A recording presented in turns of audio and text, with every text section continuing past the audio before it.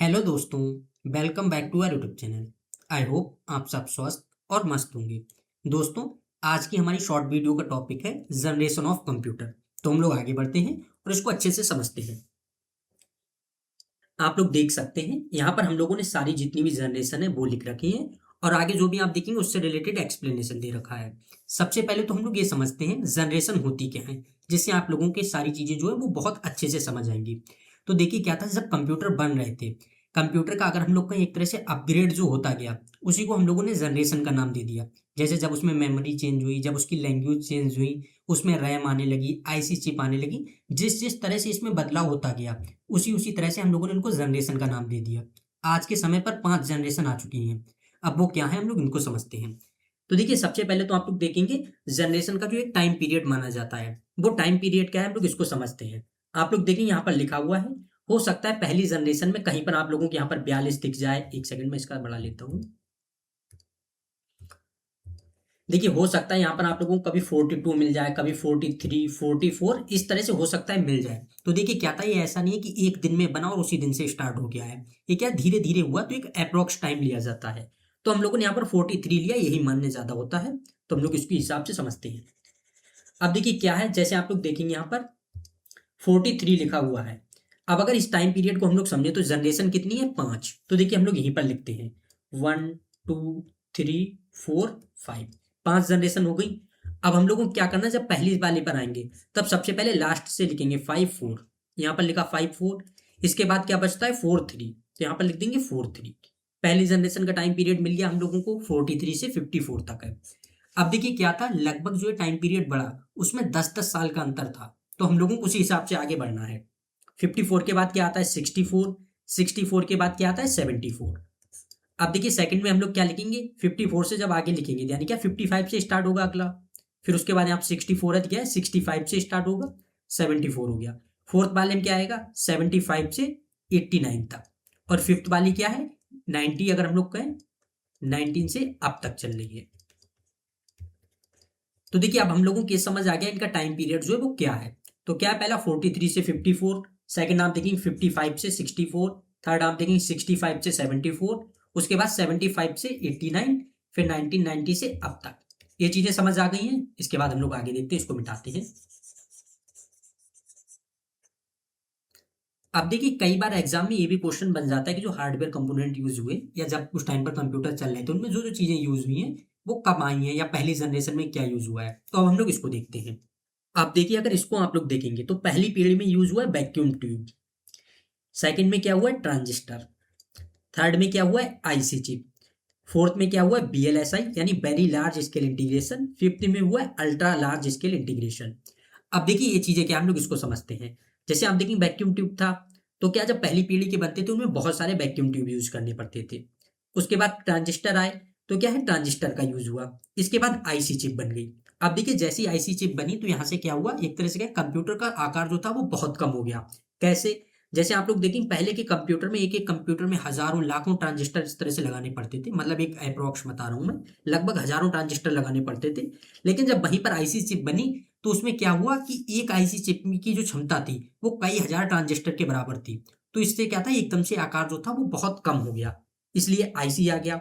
अब आगे आप लोग देखें बीएलएसआई और यूएलएसआई क्या था। तो देखिए ये भी क्या था, एक तरह से इनकी क्षमता जो थी वो जितनी ज्यादा हो गई वही चीजें हैं। जैसे अगर एक तरह से हम अनुमान लगाएं, आईसी था अगर मान लेते हैं इसमें हजारों ट्रांजिस्टर के बराबर क्षमता थी, तो बीएलएसआई में क्या था लाखों के बराबर क्षमता थी, और इसमें अगर हम लोग कहें यूएलएसआई इसमें करोड़ों ट्रांजिस्टर के बराबर क्षमता थी।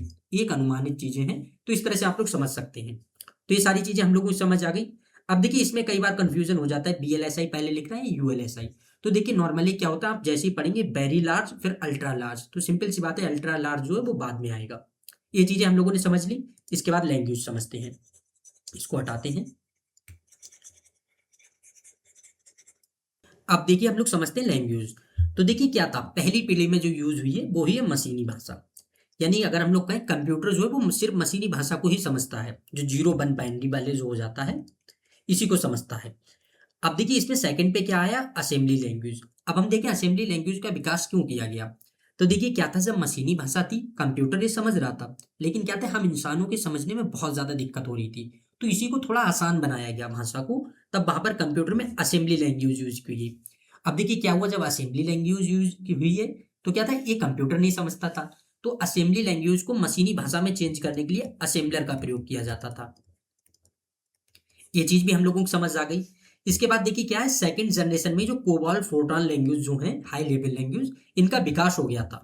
अगर हम लोग कहें सेकंड जनरेशन जो इसमें हो गया था। कोबाल फोर्ट्रॉन का कब हुआ था, 57 में। कोबाल का कब हुआ था, 59 में। अब क्या था, लेकिन इनका जो अच्छी तरह से प्रयोग हुआ वो थर्ड जनरेशन में हुआ। तो ये भी चीज हम लोगों को समझ आ गई, यानी कोबाल फोर्ट्रॉन जो है वो तीसरी पीढ़ी में आ गई। उसके बाद अगर हम लोग चौथी पीढ़ी में जाएंगे, तब आप लोगों को पता है C++, इन सबका भी विकास हो गया था अच्छे से। और क्या है, चौथी पीढ़ी में ये लैंग्वेज यूज हुई। और पांचवी में क्या हुई, आर्टिफिशियल इंटेलिजेंस आधारित लैंग्वेज यूज हुई, जो कौन सी थी, लिस्प। इसका विकास कब हुआ था, 58 में। ये चीजें भी हो गई हैं। अब एक चीज और है, अगर जैसे आप देखेंगे आर्टिफिशियल इंटेलिजेंस जो है इस पर आधारित भाषा थी लिस्प। अब देखिए क्या है, तो आर्टिफिशियल इंटेलिजेंस का विकास किसने किया था, जॉन मैकार्थी ने। ठीक है, तो इसी तरह से लिस्प भाषा किसने दी थी, जॉन मैकार्थी ने। तो आप लोग ये फैक्ट भी याद रखेंगे। ये चीज भी हो गई है। इसके बाद हम लोग आगे देखते हैं। अब देखिए क्या है, मेमोरी और स्पीड इससे कम क्वेश्चंस बनते हैं, लेकिन फिर भी इसको हम लोग एक बार समझ लेते हैं। देखिए क्या था, पहली जनरेशन जो थी इसमें पंच कार्ड का प्रयोग किया गया। ये क्या था, अगर हम लोग का एक तरह से पेपर था, उसी पर पंच करके इस तरह से सारी चीजें जो थी मेमोरी, वो डाटा दिया जाता था। तो पहले में हो गए पंच कार्ड। सेकंड में है मैग्नेटिक टेप। अब टेप क्या था, जो टेप रिकॉर्डर वगैरह होता है, आप लोगों ने देखा होगा, पुरानी सीडी वगैरह में लगता था, वो ही है। अब ये क्या था, सिक्वेंशियल है। अगर हम लोग कहें अगर इसका एक्सिस कैसा होता है टेप का, तो सिक्वेंशियल एक्सिस है। ये चीजें हो गई है। इसके बाद थर्ड आता है large magnetic core. Third generation में हो गया। चौथे में आ गया था मैग्नेटिक डिस्क। अब ये क्या है, जैसे हार्ड डिस्क हो गया, फ्लॉपी डिस्क, मतलब डीवीडी सीडी वगैरह जो हो गई, ये सारी चीजें जो है, इनका यूज जो हुआ है वो चौथी जनरेशन में हुआ। पांचवी में किसका हुआ है, एसएसडी का, यानी सॉलिड स्टेट ड्राइव जो हो गया, इसका हुआ है। तो ये चीजें भी हम लोग समझ गए। अब अगर इसको भी आप लोग समझेंगे, तब आपको समझ आएगा, जैसे मैंने आप लोगों को बताया हर पीढ़ी में क्या उसमें सुधार होता गया। तो आज के टाइम पर आप लोगों को पता है एसएसडी बहुत ज्यादा अच्छी है। उसके बाद क्या, उससे कम अच्छी जो अगर हम लोग का तुलना करें तो हार्ड डिस्क आती है। उसके पीछे अगर आप लोग बढ़ेंगे तो आप लोगों को पता है मैग्नेटिक टेप जो है वो बहुत पहले यूज होता था। उसके बाद हार्ड डिस्क आ गई। अब उसके बाद बिल्कुल अभी हम लोग जो यूज कर रहे हैं वो मोस्टली एसएसडी वगैरह यूज कर रहे हैं। तो इस तरह से आप लोग इसको समझ लेंगे। अब देखिए आगे लिखा है स्पीड, यानी कंप्यूटर की जो प्रोसेसिंग स्पीड थी वो क्या थी। तो पहली पीढ़ी जो थी इसमें 10⁻³ मिली सेकेंड जो है, ये थी प्रोसेसिंग स्पीड। सेकंड जनरेशन जो आई है इसमें कितनी हो गई है, 10⁻⁶ माइक्रो सेकेंड। थर्ड में कितनी हो गई है, 10⁻⁹ नैनो सेकेंड। फोर्थ में होगी 10⁻12 पिको सेकेंड। और फिफ्थ में पिको सेकेंड से भी कम समय लगने लगा। तो अगर आप लोग जब भी इनको याद करेंगे, तब आप लोग इसी तरह से सीक्वेंस में याद करेंगे। जैसे आप लोगों को कभी याद करना है, पहले टाइम पीरियड याद करना है, तो सिर्फ आप टाइम पीरियड याद करेंगे। हार्डवेयर कंपोनेंट याद करने हैं, तब आप लोग सिर्फ इसको याद करेंगे। लैंग्वेज याद करनी है तो सिर्फ लैंग्वेज। इससे क्या है, एक फ्लो में आप लोगों को याद रखना पड़ेगा, तब आप लोग बहुत ज्यादा आसानी से याद भी कर सकते हैं। ये चीजें भी हो गई। अब इसके बाद आता है कंप्यूटर।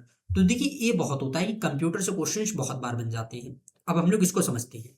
अब आप लोग देखेंगे जो यहाँ पर कंप्यूटर है, जैसे एनियाक हो गया, EDVAC, EDSAC, SEAC, UNIVAC one, इन सब का विकास जो किया गया वो फर्स्ट जनरेशन में किया गया है। इसके बाद आप लोग देखेंगे जो सेकंड जनरेशन आती है, इसमें कुछ कंप्यूटर हैं, जैसे हनीवेल 400, सीडीसी 3600, इसका विकास जो है ये भी यहीं पर किया गया। तो ये आप लोग ध्यान रखना है। एटलस हो गया, PDP-8 हो गया, इस तरह से इन सब कंप्यूटर का जो विकास है वो सेकंड जनरेशन में किया गया है। थर्ड में किया गया वो सीडीसी 6600 और हनीवेल 6000, इनका किया गया। फोर्थ में किसका किया गया है। अब देखिए इसके बाद आता है क्रेवन। तो यानी अगर हम लोग कहें जो सुपर कंप्यूटर है चौथी जनरेशन, उसमें क्रेवन यूज किया गया था। ये क्या है, सुपर कंप्यूटर एक। ठीक है, ये चीज आ गई। तो आप लोगों को ये बहुत याद रखना है, इस तरह से पूछा जाता है कि सुपर कंप्यूटर का विकास या क्रेवन का विकास कौन सी पीढ़ी में हुआ है, तो चौथी पीढ़ी में हुआ है। इसके बाद पांचवी पीढ़ी जो थी, इसमें परम सुपर कंप्यूटर जो है इसका विकास हुआ। उसके बाद जो हम लोग का एक तरह से डेस्कटॉप लैपटॉप वगैरह का, इनका बहुत अच्छी तरह से प्रयोग जो है वो यहाँ पर होने लगा। बाकी और भी एआई आधारित जो भी थे, जैसे एक्सपर्ट सिस्टम वगैरह हो गए, इन सबका विकास भी जो है वो पांचवी पीढ़ी में हुआ। सारी चीजें हम लोगों को समझ आ गई हैं। एक बार हम लोग जल्दी से रिवीजन करते हैं, इसको हटाते हैं।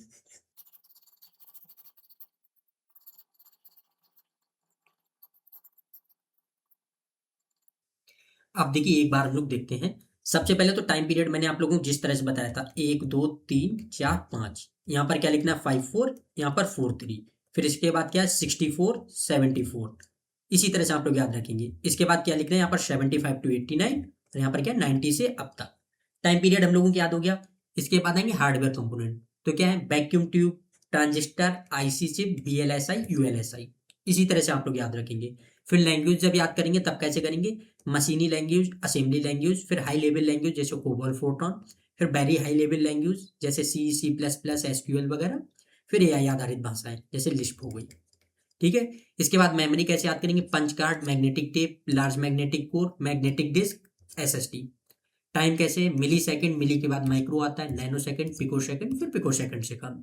इसी तरह से कंप्यूटर याद रखेंगे तो पहली जनरेशन के सारी आपको याद रखने हैं, जैसे एनियाक हो गया, एडबैक, यूनिबैक, सीक, एडसेक, सारी चीजें। इधर से आप लोग हनीवेल 400 हो गया, सीडीसी 3600 हो गया, ये भी हो गया। इधर सीडीसी 6600, एक क्रे 1 आपको जरूर याद रखना और क्रे एक्सएमपी, ये दोनों। इसके बाद परम सुपर कंप्यूटर कौन सी जनरेशन में आया, तो 5वीं पीढ़ी में आया। तो इस तरह से हम लोगों ने इन सारी चीजों को समझ लिया है, तो हम लोग अपनी क्लास जो है इसको यहीं पर एंड करते हैं।